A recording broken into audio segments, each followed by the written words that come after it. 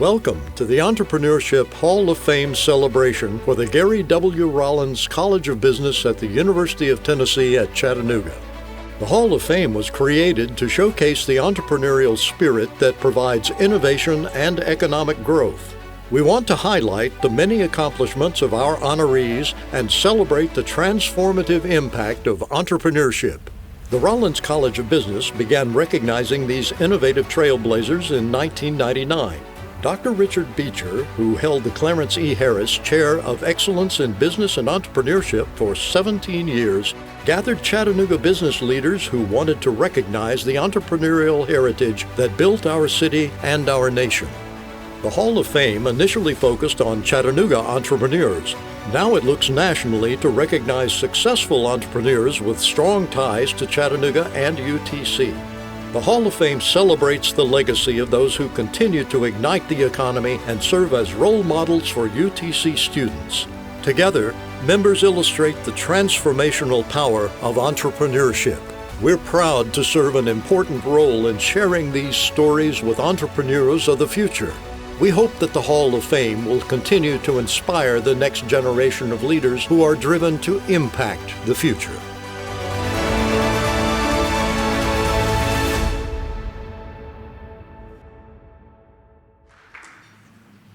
And now we would like to recognize one of our outstanding students with the Collegiate Spirit of Entrepreneurship Award.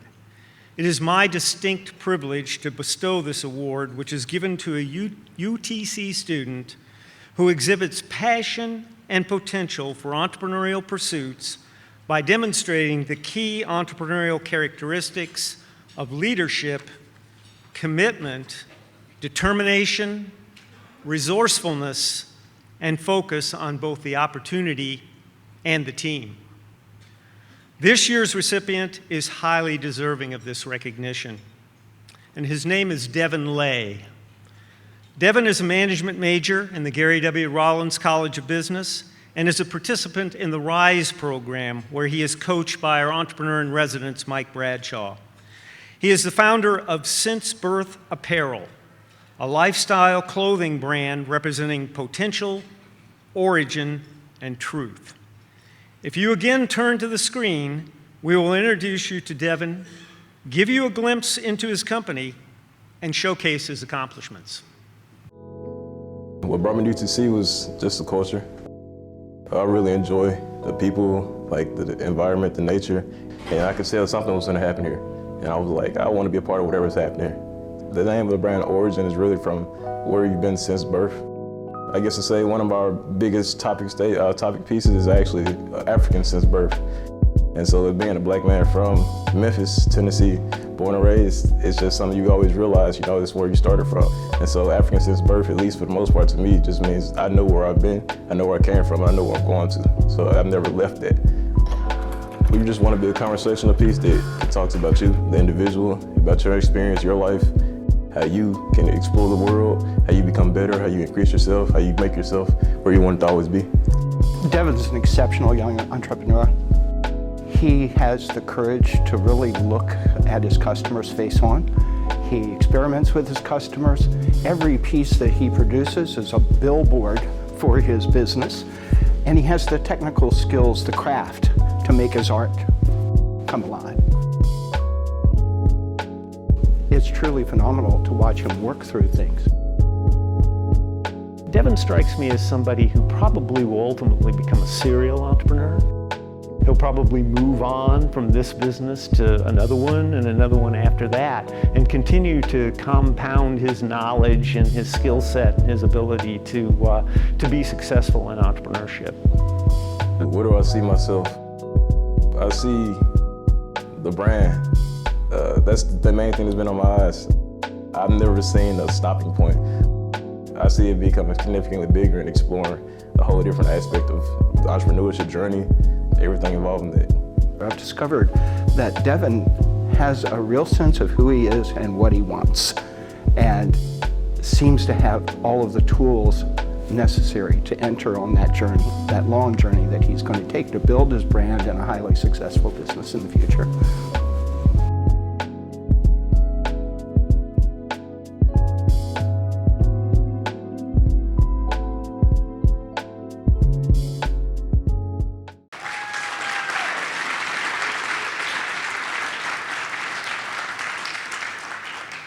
And now I'd like to ask Devin to join me up here on the stage. And while he comes up, if you'd give him one more round of applause.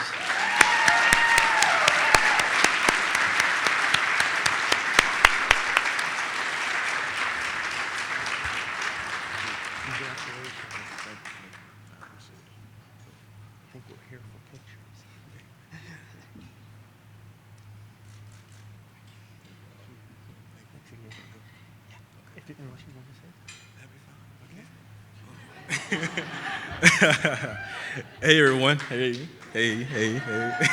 I want to keep this quick and short. I don't want to hold y'all's time.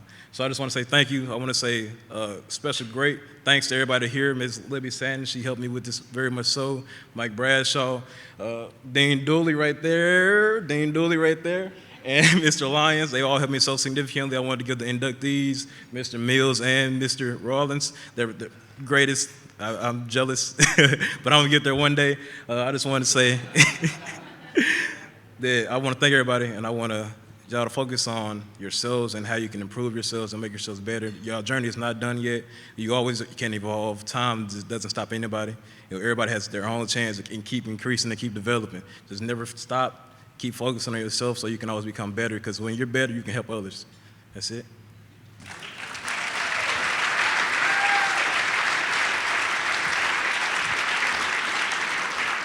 Congratulations again, Devin.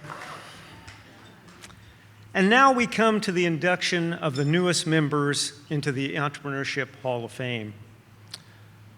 Olin Mills Sr. was the founder of Olin Mills Incorporated. Olin Sr. and his wife Mary began their business with the goal of making quality portraits available to a wider audience. After just a few years in business, they had developed a distinct look, a reputation for quality service, and that well-known signature logo on each photo that would help make the Olin Mills brand #1 in portrait photography. Over the years, the company grew and established its headquarters right here in Chattanooga. I suspect there are very few of us in this room who don't have several Olin Mills portraits with their signature logo in the family photo albums. Like all great entrepreneurs, Olin Sr. embraced innovation, including new marketing strategies and new technologies. He found creative ways to meet customer needs and adapted to challenging circumstances. In the portrait industry, no competitor could match the name recognition enjoyed by Olin Mills Incorporated or its market share.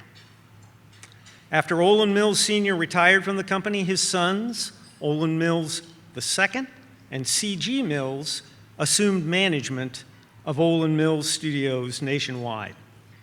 It is apparent that they had learned to embrace the entrepreneurial mindset from their father as they continued to innovate and expand the company to include church directory business and a school photography operation. It is now my great honor to introduce Olin Mills II, who will accept the award on behalf of his father, Olin Mills Sr.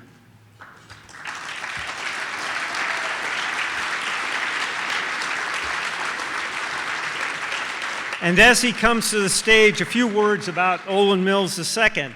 He was born in Selma, Alabama, moved to Chattanooga, and attended the Macaulay School. He also attended Princeton University, where he was in the Woodrow Wilson School of Public Administration and International Affairs.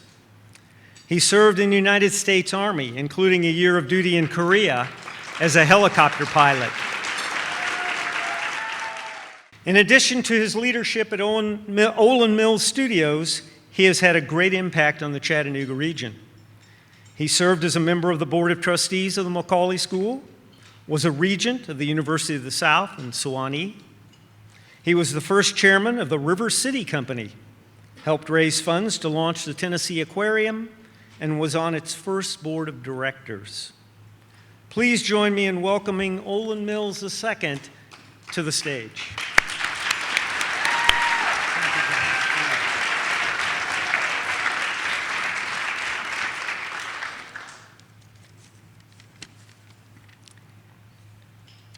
As we grow older, many of us have a hearing problem.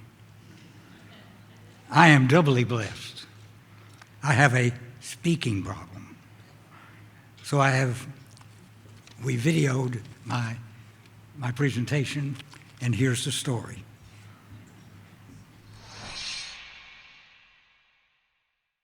My father, Olin Mills, was born on a farm in Nebraska, the 9th of 10 children, where it was customary for the oldest son to stay on the farm and everyone else left. He went 1 year to the University of Nebraska, working his way through as a handyman and chauffeur for a widow in the town. He then left to sell real estate in Florida at the time of the boom. Of course, 3 years later, there was a bust, and he found a new occupation, picking up old photographs that could be restored. His finisher was located in Selma, Alabama, where he met Mary Stevenson, an artist. They married and worked together selling, and Mary did the artwork. It was 1932 in Selma, Alabama, when Mary and Olin Mills began doing copy work, copying old photographs and paintings for restoration. Mr. Mills went door to door selling the idea.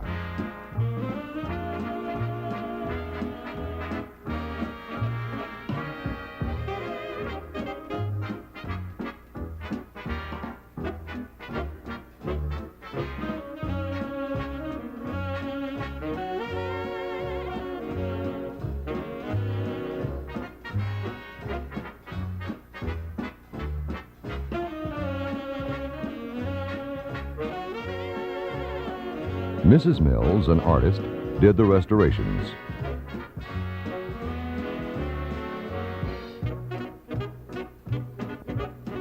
An old wooden shed served as their first workroom and office. It was also in 1932 that the banks failed and the country was plunged into the midst of a depression. Though times were hard, the Mills' dream went on. Moving the family from Selma to Tuscaloosa, Alabama, Mary and Olin Mills began photographing the students at the University of Alabama as their main source of income. It was here that the first Olin Mills finishing plant was established. But this was only the beginning, for their dream was unique. Portrait photography within the reach of all. In order to do this, they realized that they would have to take the studio to the people. They began traveling from town to town. And upon arriving at a town, the first order of business was to find a suitable location.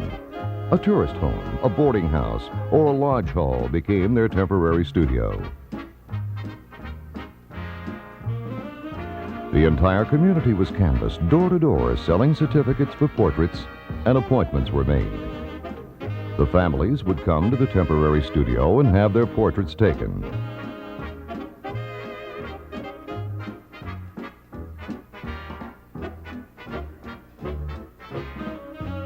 The film was processed in the bathroom of the boarding house.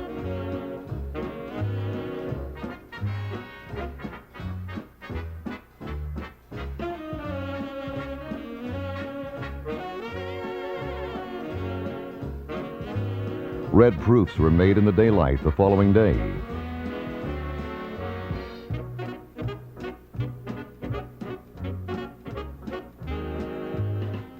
Then they were shown to the customer, orders taken, and sent along with the negatives to Tuscaloosa, where the finished prints were made. Then the photographs were mailed and delivered to the customers. This was the birth of Olin Mills Studios. Today, this idea of bringing quality family portraits to people at prices virtually everyone could afford has carried the company into 3 countries. Here at home, Olin Mills has grown into more than 1,000 company-owned portrait studios located in 48 states. Our dedication to the customer is reflected in our founder's statement made by Mr. Mills in 1940. Our first responsibility is to our customer. The success or failure of the company and the employees will be measured by the manner with which we meet our responsibilities to the customer, to the people with whom we do business, and to each other. These words ring as true today as they did then. Under the direction of Olin Mills II, Chairman of the Board, and C.G. Mills, President, we are more than 14,000 employees who are dedicated to customer satisfaction. Olin Mills, the premier family portrait company in the world.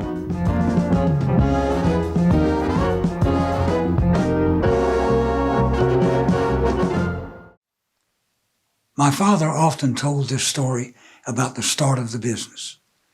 He and a partner went to the small town of Greenville, Alabama, where they had a sales meeting on Monday morning, picked the likely neighborhood, and went to work door to door, gathering information about neighbors as they went. Noon was lunch and another sales meeting, then back to work. And by day's end, neither had made a sale. In fact, there were no sales for the entire week, but there were a lot of meetings and analysis. They then knew money was going to be an issue. They met with the hotel owner and told him they had found that people wanted portraits of their children, but because they were itinerants, they were not trusted. They told the owner that the next town would be no different. What they needed to do was build confidence in the people right here. The owner said, "You look like two fine young men, and I think you have a good plan." He offered to let them stay the next week on credit, and even extended credit in his restaurant, all on one condition, that they leave their suitcases at the desk each morning. The owner asked to be their first customer and brought his little girl in to be photographed. They had equipment with them and made the sitting. So when they returned on Monday, their samples included the daughter whom most everyone in town knew. The story goes on that they started making sales and increased the samples of local children.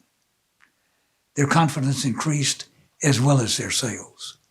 In fact, they would walk across the town square where they stood out carrying sample cases in their suits and hats. People would stop them and ask if they were the picture men. He pointed out that they had gained the trust of the town, and by hand signing his name on the portraits, it would remind people that he was a legitimate and trustworthy photographer. 50 years later, Kodak did their annual survey of the photographic industry to help with their plans. Our Kodak representative said he had permission to go beyond the normal briefing and told us that in their confidential survey, there was a question. When you think of portraits, what name comes to mind? He said the answer nationwide was Olin Mills at 60%. Then he added, there was no one in second place. Olin's 1932 dream had worked. Probably the most outstanding personality trait my father had was his enjoyment of being with people he worked with. I remember that on weekends, he would bring some of the traveling crew to stay in our little house in Tuscaloosa. In the 30s, he invited all the field people, as well as the plant and office employees, to conventions with meetings and even a dance at company expense. It was his intention to create a sense of family for the road people too. He was also concerned that they might go home and not come back to work. Wherever he lived, he outfitted the basement or an outside patio with a grill and eating space. He would don his chef's outfit and always cook steaks with beans and potatoes. We still have the patio on Lake Chickamauga. There were 3 ideas which my father got from others that drove the business.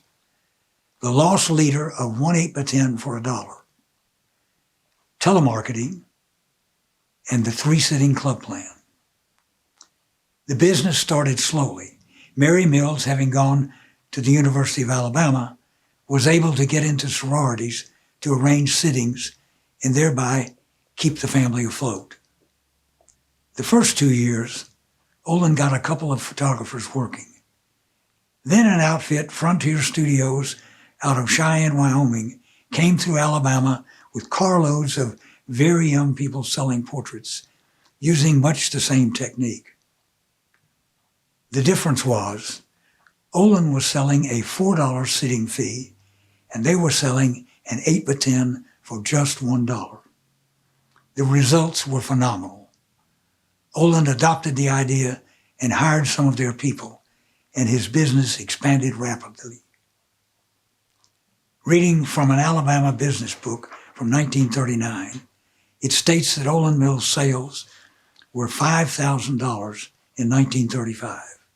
Then yearly, $20,000, $80,000, $200,000, $790,000, and another prediction of over $2 million in sales in 1940.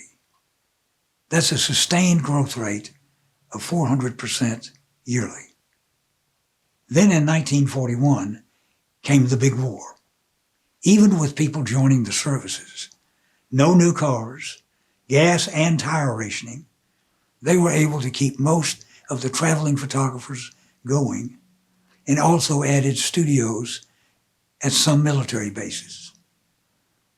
The second idea was telemarketing. After the war, many personnel returned to work, but it became increasingly difficult to recruit door-to-door salespeople. In 1948, a district manager working in Louisiana saw a group of people selling on the phone in his hotel, and they were doing very well. When they finished, he arranged to take over the phones and put his door-to-door salesman to work. Sales doubled that week. Telephoning meant that you could work regardless of the weather, call remote and rural areas, and most importantly, if you didn't talk to a prospect in the morning, you could try the evening and then on Saturday. It became difficult to evade us. I got to sit in on the start of the third big idea, the club plan. In 1954, I was in Fort Sill getting ready to go to Korea when my father invited me to Dallas to meet a couple who had worked in sales. They had left to try an idea on their own. It worked so well, they could not handle the volume and wanted Olin to do the photography, portrait sales, and finishing. They were selling 5 sittings over a year for $2. Results were impressive. A few months later, Olin changed it to 3 sittings for $3 and named it the Olin Mills Club Plan. In 1954, there were about 30 permanent studios, mainly to have a permanent address to comply with state laws. The problem had always been that portrait photography is very seasonal, mostly Christmas and Easter. On a traveling schedule, you could get the customer to come in January because that was when you were going to be in town. Studios, not so. But with this club plan, an appointment secretary could call the club plan backlog to keep a steady flow of customers through the studio.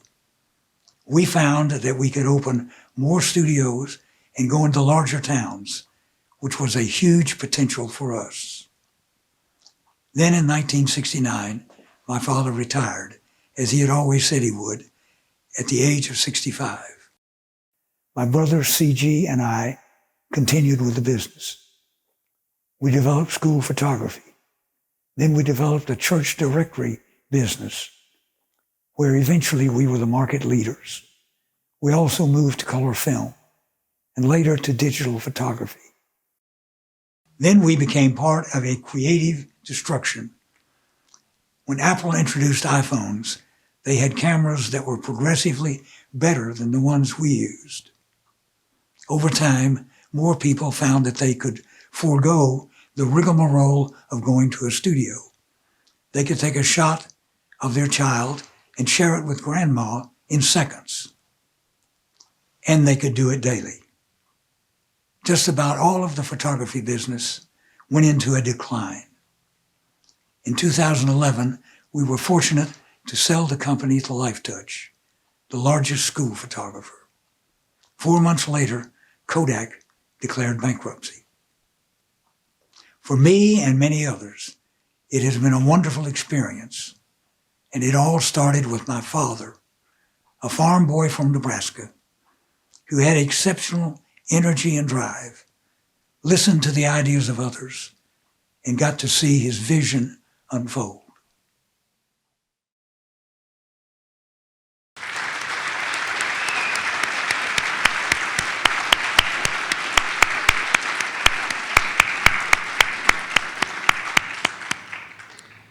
At this time, I'd like to invite John Thunder Thornton and Max Fuller to come to the stage to help with the presentation of this award. John was a member of the inaugural group of Hall of Fame members and is a successful serial entrepreneur. And Max is also a member of the Hall of Fame and was the founder of US Express. Together, they co-chair the Entrepreneurship Hall of Fame Committee.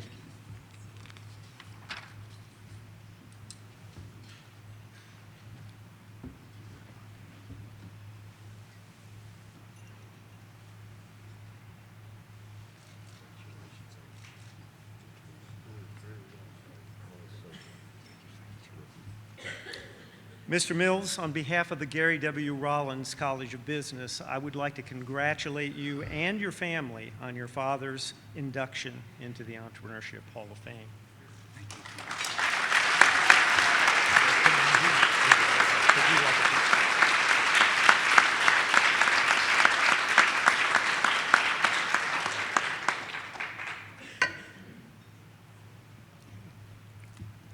Well, on behalf of the family, I want to thank you all for being here tonight and honoring my father as you have. This room is a poignant experience for me because living in Chattanooga so long, I came to many events here. But it was also the first convention he had for the company was held in this room in 1946 after the war. And so I've got a whole box full of pictures that he kept of that time. But thank you so much, and we are honored as a family, and know that he would have been honored had he been able to be here tonight. Thank you.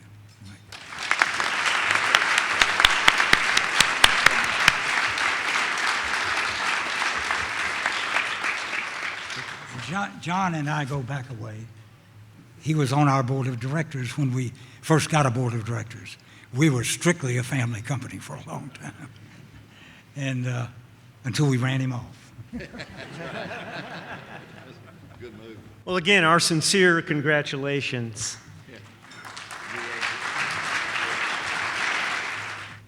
O. Wayne Rollins was the founder of Rollins, Inc., Rollins Patterson Cudd, and Marine Products Corporation. Please turn your attention to the screen to learn more about his life and his accomplishments.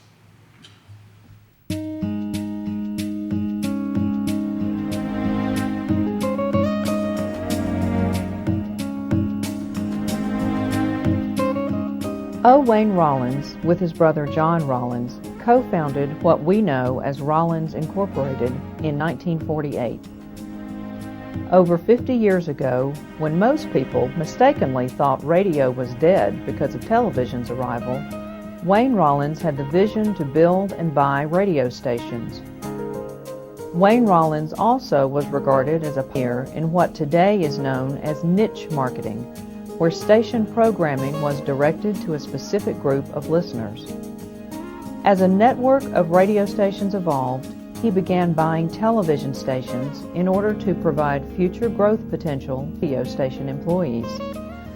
The broadcast business provided the resources for much of what happened in the next 30 years that allowed the company to purchase Orkin and enter into the termite and pest control business, and in 1972 to purchase Patterson Services Company in the oil service industry. Rollins Incorporated was restructured in July 1984 with the creation of a standalone New York Stock Exchange Energy Services Company, RPC Energy Services, and the establishment of another New York Stock Exchange company consisting of the media business, Rollins Communications Incorporated. O. Wayne Rollins foresaw the advantages and the strength of building diversified, publicly owned companies. On a personal note, Wayne Rollins had been a director of the Atlanta Chamber of Commerce, Trust Company Bank, Genuine Parts Company, Intermedics, the Board of Trustees of Emory University, Young Harris College, and Berry College.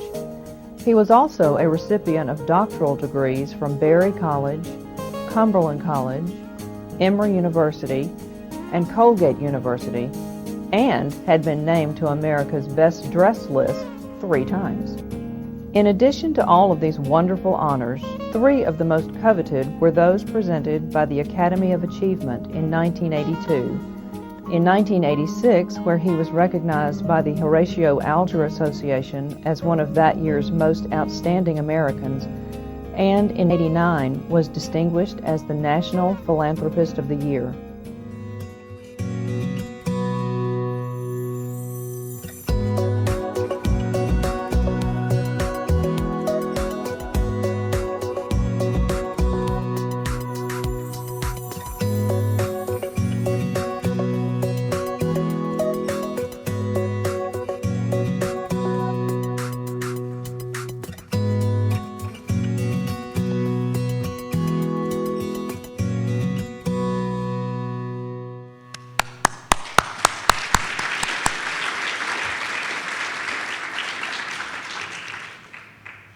Each year, as we review nominees for induction into the Entrepreneurship Hall of Fame, we talk about the nominees, their success in business, and how they represent the entrepreneurial mindset.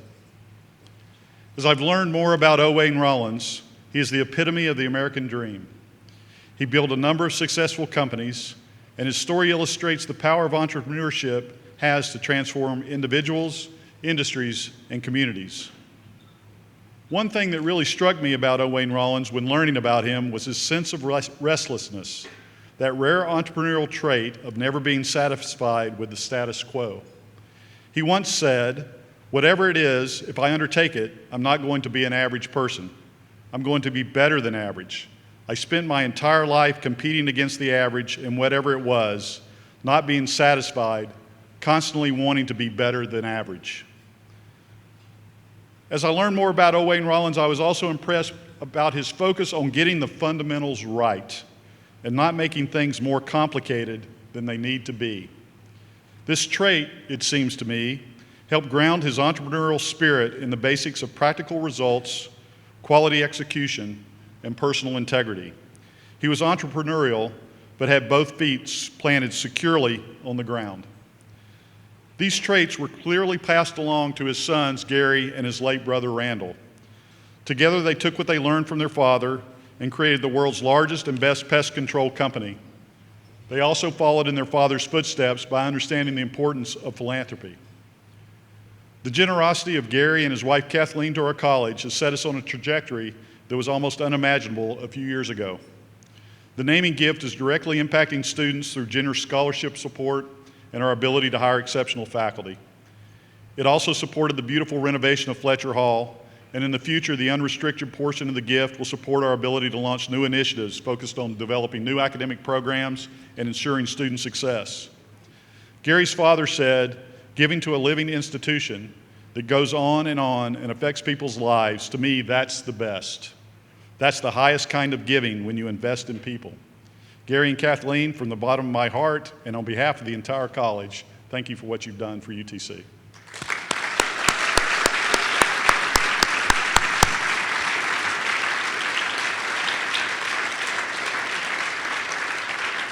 It is now my honor to introduce Mr. Gary W. Rollins, Chairman and CEO of Rollins, Inc., who will give the acceptance speech on behalf of his father, Owain Rollins. Gary's leadership and business acumen is legendary in the pest control industry and beyond. He is widely recognized as one of the most successful executive leaders in industry today. Please join me in welcoming Gary Rollins to the stage.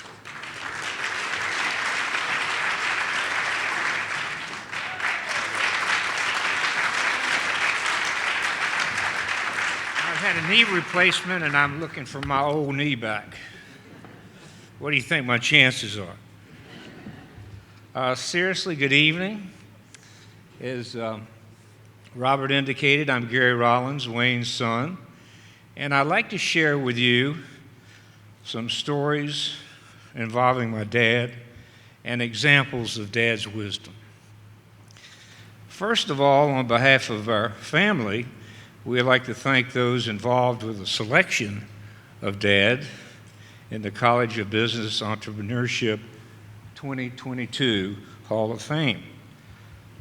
You've seen a short film concerning Dad's accomplishments as an entrepreneur and a businessman.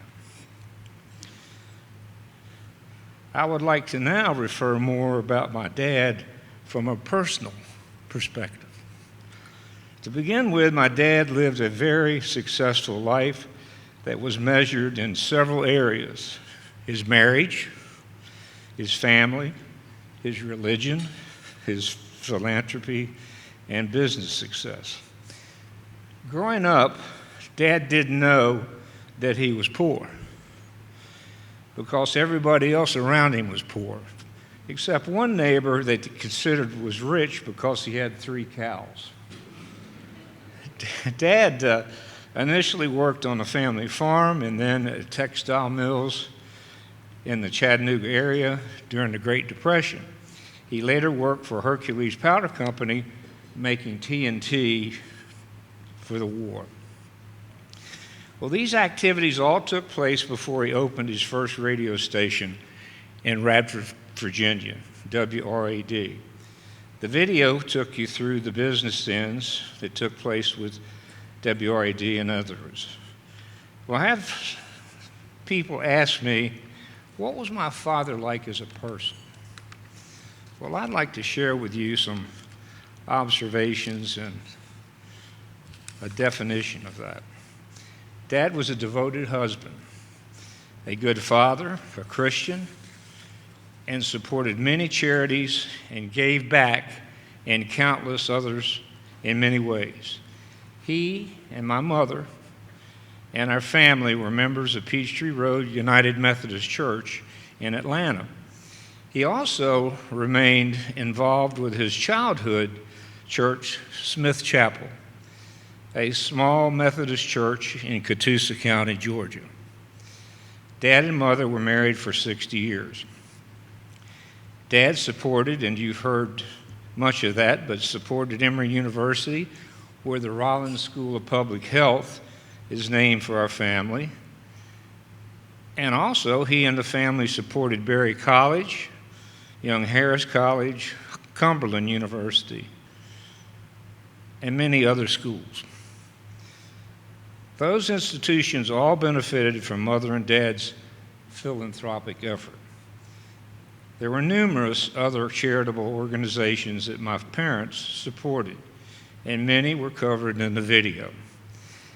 Dad was a great teacher and mentor. Our family learned many things through his example, such as integrity and industry. He was a good husband and an outstanding father. Let me share some of Dad's quotes and observations, which tells you a little bit more about him as a person. It may sound corny, but he really believed in the golden rule, to do unto others as you would have them do unto you. He shared and felt every bit of his childhood contributed to his success. Dad also believed and found that if you're willing to work, many people will help you. He didn't believe that there was any such thing as a self-made man. He felt that people never accomplish much with negative thinking, If they did accomplish anything, it was an accident. He shared that one of the things that helped him as a result, as anything, was to recognize that he didn't have to have all the ideas and all the answers. He realized that many times there were a lot of people around that had better answers than his, and being willing to accept them, try them, and being willing to believe where others were smarter was beneficial. Dad felt like if you had a customer and that customer had a complaint and you took care of it, you would have a more loyal customer than you had to begin with. He believed that you could often turn a problem into an asset. His practices were high on initiative. He thought that if you wait till you're ready, you'll never do anything. You've got to get started and do the things as you go along. And you've got to improve upon them and continue to improve upon them. He often said, take care of the little things, the big things will take care of themselves. And 50% of any job is just to get started. And finally, he felt that as far as money was concerned, Dad considered the greatest measure of his success was that he could call up a bank and borrow a large sum of money based on his signature and his word alone. To be able to do this was a mark of achievement, because when he and Mother first got married, Dad was turned down by a neighbor on selling him a pig on credit for $3. When interviewed for a magazine article, Dad was asked one time, how would you like to be remembered? And he thought and replied that I was a good man.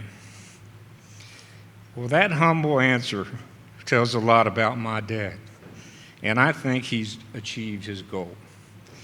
Despite his wealth and business success, my father never lost sight of his humble beginning. He continued to work daily, even into his late 70s.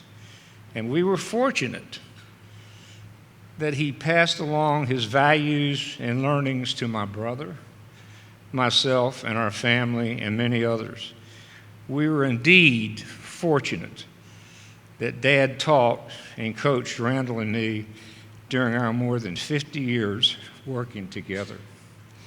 Our family is honored that my father and our children's granddad and great-granddad, that O. Wayne Rollins is being recognized and inducted into the Gary W. Rollins College of Business Entrepreneurship 2022 Hall of Fame. Mother and Dad would be extremely proud of tonight and this recognition, as we all are. Thank you very much.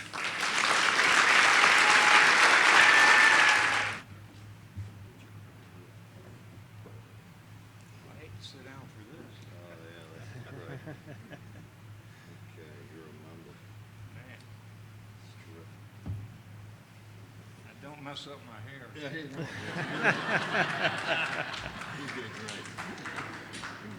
Mr. Rollins, on behalf of the Gary W. Rollins College of Business, I would like to offer our congratulations on your father's induction into the Entrepreneurship Hall of Fame.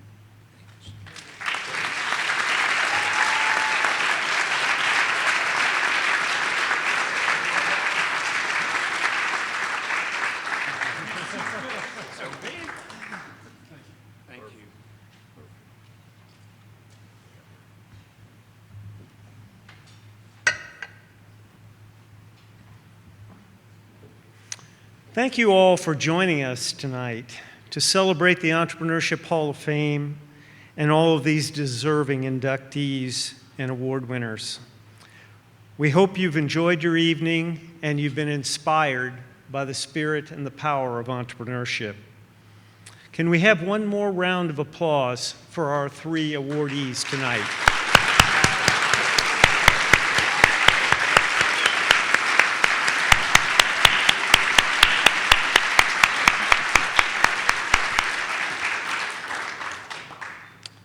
This concludes our program. If I could ask Devin, Mr. Mills, and Mr. Rollins to stick around here up in the front for a few minutes, we'd like to take a few more pictures. Otherwise, everybody else, enjoy the rest of your evening, and thanks again for being here.